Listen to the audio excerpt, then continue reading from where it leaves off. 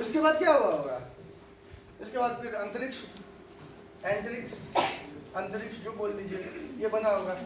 ये क्यों बनाया गया? सबसे बड़ी बात ये है, ये क्यों बनाया गया, या फिर NSIL क्यों बनाया गया, या फिर इन स्पेस क्यों बनाया गया? ये सब नाम सुने? NSIL, in space. NSIL का पहला लॉन्च कौन सा है? PSLV 651 अभी जो हुआ है, ठीक है। ये एग्जाम में अगर क्वेश्चन इसके PSLV 661 पे आया ना, NSIL उसमें होगा ही होगा, क्योंकि NSIL का पहला लॉन्च था। ये दिमाग में रखिएगा, अगर PSLV 651 पे क्वेश्चन आया, ये 100% होगा। इसरो बना, इसरो के पास दो काम थे। पहले तो एक ही काम था, खाली था इसरो। रिसर्च किया, स्पेस में कैसे जाना, ये सारी चीजें करता था। धीरे धीरे क्या हुआ, हमारा कद बढ़ने लगा वर्ल्ड अफेयर्स में, वर्ल्ड स्पेस टेक्नोलॉजी में। आज की डेट में सोचिए, अमेरिका भी आके हम लोगों से अपने सैटेलाइट्स लॉन्च करता है। वो मिशन मंगल लॉन्च में नहीं बोलता है, नासा के बारे में सोचेंगे तो सत्यानाशा हो जाएगा। वो अक्षय कुमार कुछ बोलता है सब। तो अब ये देखिए हमारी टेक्नोलॉजी कितनी अच्छी हो गई कि सिर्फ सोचिए, मंगल ग्रह पे पहली बार में हम लोग पहुंच गए। अमेरिका और रशिया को 2 या 3 बार चांसेस लगे थे पहुंचने में, हम लोग पहली बार पहुंच गए। कितने में? 450 करोड़ में। ग्रेविटी मूवी का कितना पैसा लगा था ग्रेविटी बनाने में? लगभग 650 करोड़। वो लोग मूवी बना रहे थे 650 करोड़ में, और हम लोग मंगल पे जा रहे थे 450 करोड़ में। ये बात समझ में आ रही है? तो जैसे जैसे हमारा कद बढ़ा, अब हमारा कद बढ़ रहा है, लोग हमसे जुड़ना चाहेंगे, ठीक है। देखो इंसानी दिमाग एक तरह से सोचता है, ठीक है। मैं आप में से किसी की अभी बुराई करूंगा, बेकार लड़का है एकदम, पढ़ाई लिखाई नहीं करता है, ठीक है, और अब IAS बन जाएंगे, बहुत अच्छा लगता है। मतलब क्लास में कभी आता नहीं था, बस घर पे बैठ के पढ़ाई करता था। और अगर नहीं बनेंगे, कैसे सिलेक्शन हुआ? प्लस में नहीं आता था। समझ रहे हैं क्या? मेरा एक फ्रेंड था नैनीताल में, आर्मी उसमें, नैनीताल में कौन सा है, सैनिक स्कूल, उसमें पढ़ता था। तो वो लोग क्या करते थे, दीवारें ऊंची करवा लो मेजर, वरना मैं भाग जाऊंगा। वो लोग 3-4 लड़के क्या करते थे, हमेशा नैनीताल घूमने चले जाते थे, और रोज उनकी सूते जाते थे, रोज पिटाई होती थी। टीचर कहते थे कुछ नहीं कर पाएंगे, ठीक है। एक इंडियन नेवी में है, एक इंडियन आर्मी में है, एक एयरफोर्स में पायलट है। अब क्या कहते होंगे, बहुत टैलेंटेड लड़के। सोचो सैनिक स्कूल का दीवार फाड़ जाते थे। समझ रहे हैं? इसरो अगर फेल हो जाता, चूल्हे वाली टेक्नोलॉजी बना रहे थे ना, फेल तो होना ही था। अब इसरो अच्छा हो गया, भैया थोड़ा मेरा भी एक सैटेलाइट भेज दीजिए ना। समझ रहे डिफरेंस? अब इसरो का कद बढ़ा, सब लोग जुड़ना चाह रहे हैं हम लोगों से। इसरो के पास अब 2 काम हो गया। पहले क्या काम था? रिसर्च करना। अब क्या काम हो गया? कमर्शियल। अब हमें अपना सामान बेचना भी है। बेचना मतलब दूसरों का सैटेलाइट लॉन्च करेंगे, उससे क्या होगा? पैसा मिलेगा, इंडियन इकोनॉमी को बूस्ट मिलेगा। इकोनॉमी से भी रिलेट कर सकते हैं इसको। समझ में आ रहा है? अब इसरो को तब हमने कहा कि आप रिसर्च का काम करिए, और एंटिक्स को बनाया कमर्शियल चीजों को हैंडल करने के लिए, ठीक है। तो अभी इसरो काम कर रहा था तो एंटिक्स था, और कमर्शियल चीजों को हैंडल कर रहा था। अब हमने क्या किया है, प्राइवेट प्लेयर्स को भी अलाउ करना स्टार्ट किया है। टोनी स्टार्क, इलॉन मस्क, ठीक है। अमेरिका ने क्या किया, बहुत पहले ही प्राइवेट प्लेयर्स को अलाउ कर दिया था। हमने अब अलाउ करना स्टार्ट किया टोनी स्टार्क टाइप के लोगों को। किसका? बेनेट्रिक्स है, बहुत सारे हैं जो बना रहे इक्विपमेंट्स, ठीक है। अभी बहुत सारे हैं यार, देख लेना नाम, ठीक है। तो वो क्या कर रहा है धीरे धीरे, तो इसलिए अब और भी कमर्शियल चीजें कमर्शलाइज हो रही हैं, तो उसके लिए और भी बनाना पड़ा चीजों को। तो इन स्पेस और NSIL आया। मैं इसके बारे में भी आप लोगों को दिखा दूं। समझ में आ रहा है ना कि कैसे डेवलपमेंट हो रहा है। पहले यहाँ पे क्या था, केवल रिसर्च का काम कर रहा था, ठीक है, मगर फिर धीरे धीरे कद बढ़ा तो फिर कमर्शियल चीज को हैंडल, ताकि इसरो केवल मेनली फोकस किस चीज पे करे।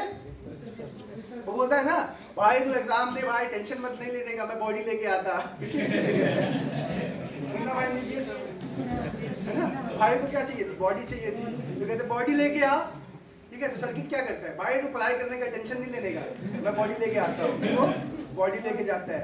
वैसे ही इसरो को अंतरिक्ष ने कहा भाई तू टेंशन नहीं लेने का, रिसर्च करने का, बाकी कमर्शियल रिंग मैं देख लूंगा। समझ में आई ये बात, ठीक है। चलिए लिखिए, तब समझ में आ गई।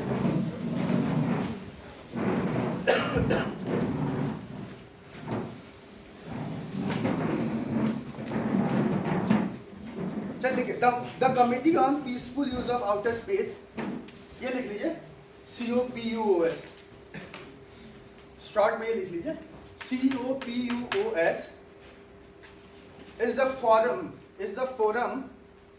forum for the development of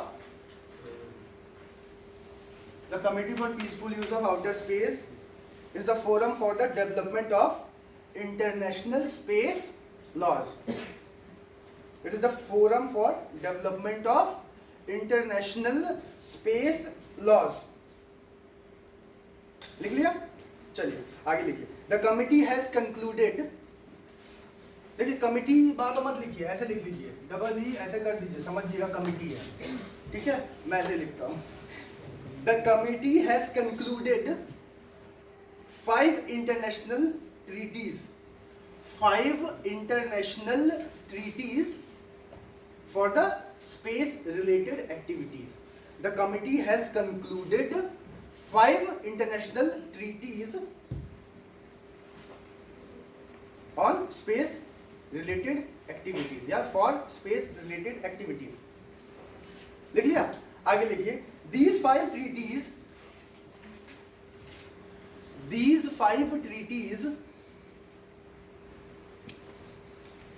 with the issues these 5 treaties deals with the issues such as number 1 लिखिए, arms control,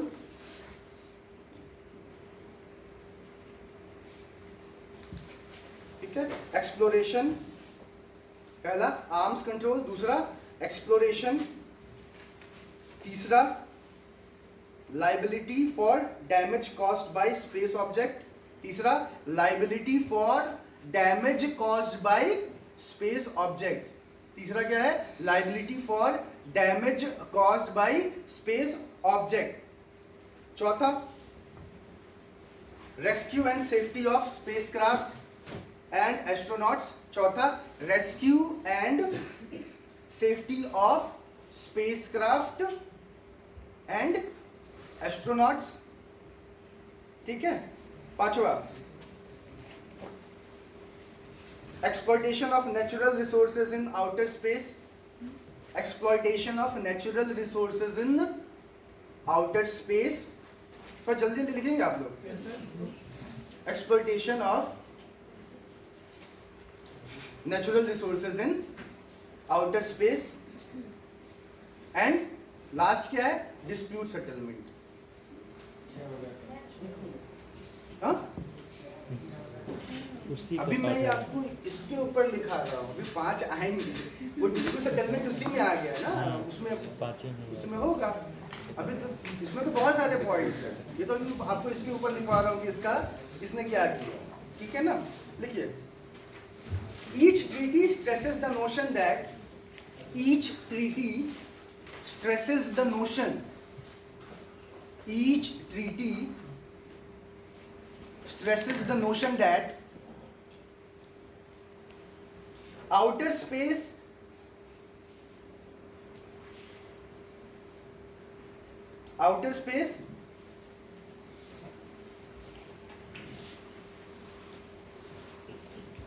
and whatever benefits and outer space and whatever benefits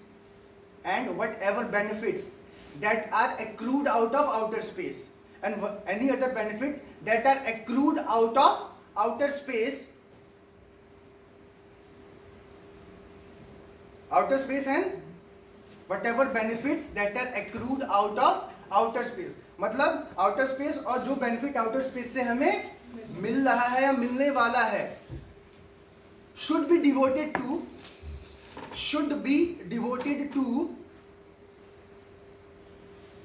enhancing the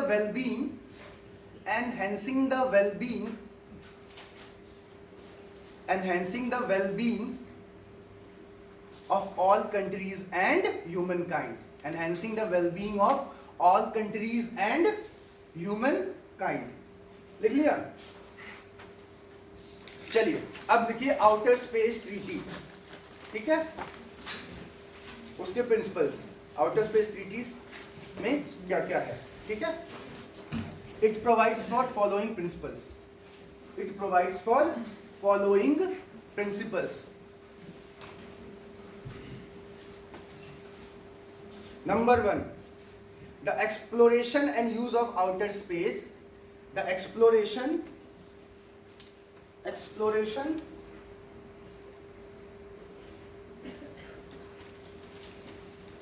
and use of outer space. The exploration and use of outer space shall be carried out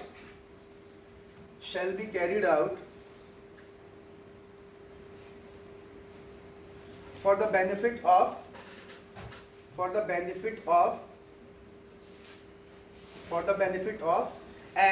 in the interest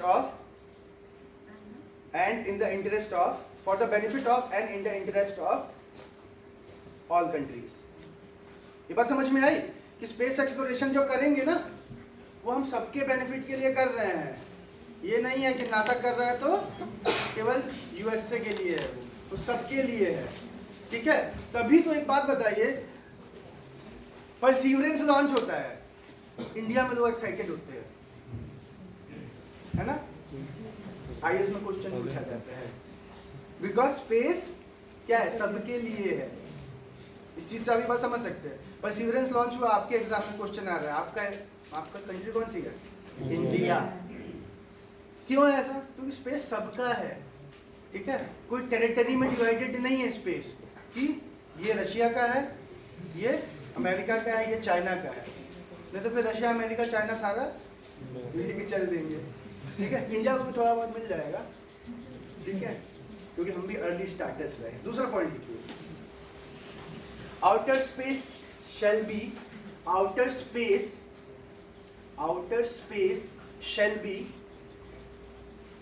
province of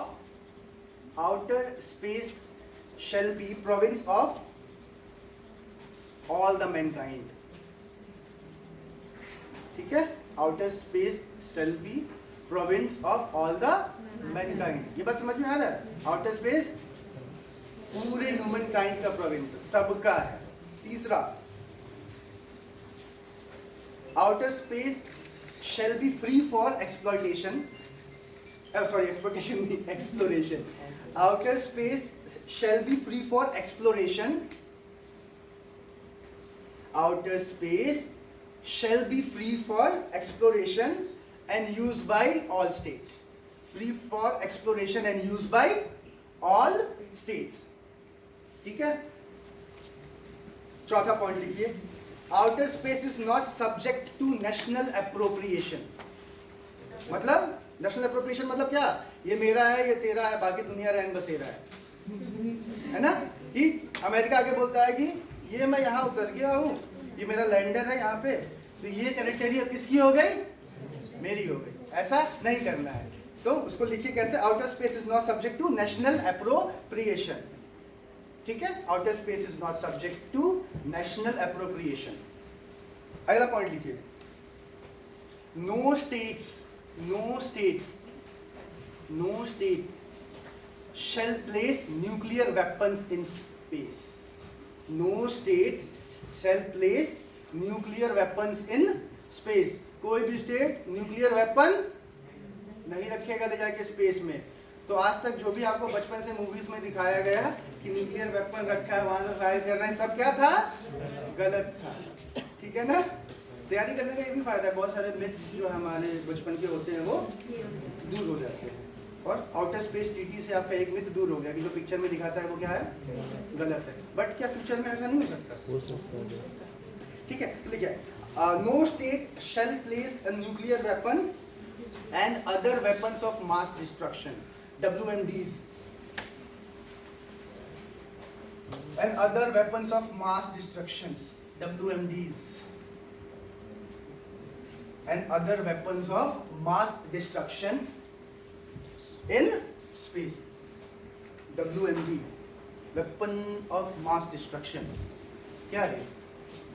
इससे मास का destruction हो, बहुत सारे लोग मर जाएं।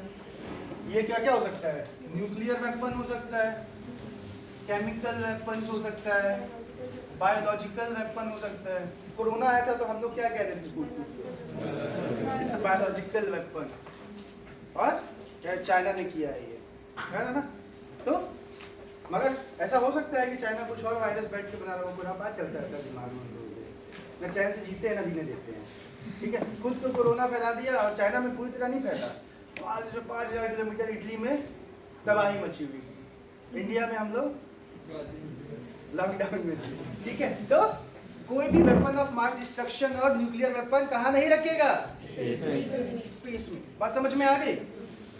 अगला point लिखिए, astronauts shall be regarded as, astronauts shall be regarded as, astronaut shall be regarded as envoys of mankind, envoys of mankind। मैंने कल बताया था ना कि अगर मैं पाकिस्तान में अगर मैं एस्ट्रोनॉट बन गया, व्योमनॉट बनूंगा ना मैं, और मैं जाके किम जोंग उन के छत पे गिर गया, मेरा क्या होगा?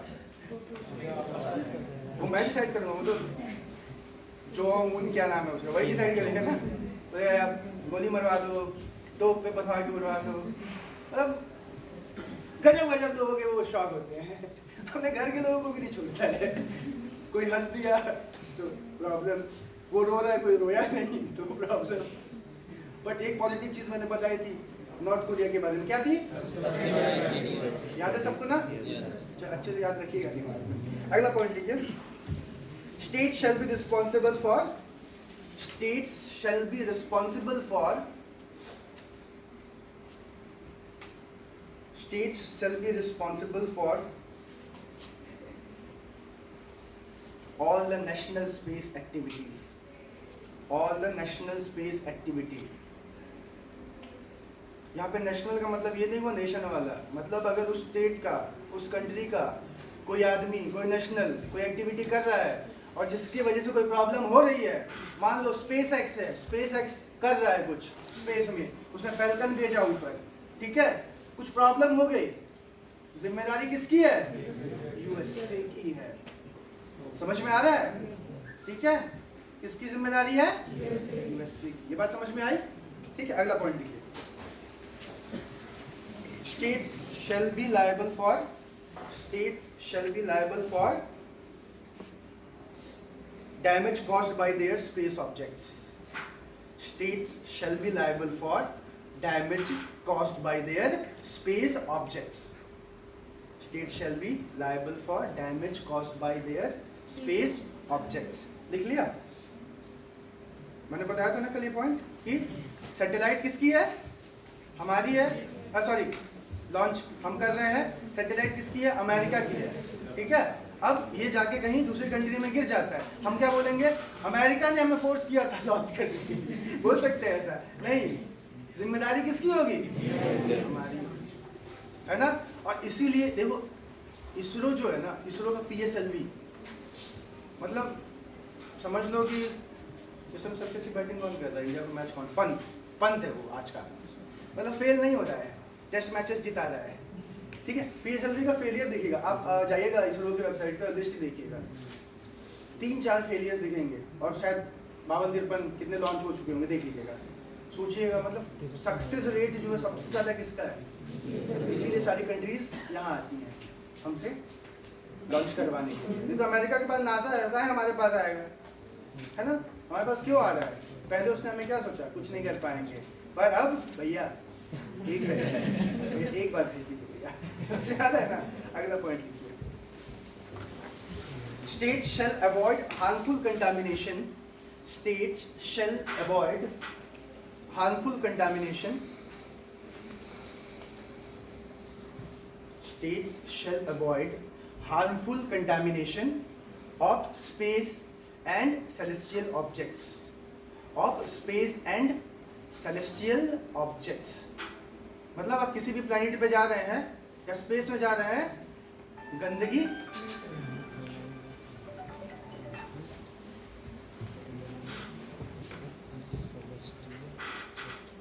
आप ऊपर जा रहे हैं, मून पे जा रहे हैं, सन पे जा रहे हैं, सन पे जा नहीं सकते, मार्स पे जा रहे हैं, कहीं भी जा रहे हैं, जुपिटर पे जा रहे हैं, प्लूटो पे जा रहे हैं, आप गंदगी, ये नहीं कि जो यहाँ से पेप्सी लेके गए, बर्गर लेके गए, वहाँ पे जो है पेप्सी पी के बोल रहे हैं वी रॉक, और ऐसे क्या करते हैं ना हम लोग, गंदगी फैलाते हैं ना, वैसा वहाँ पे।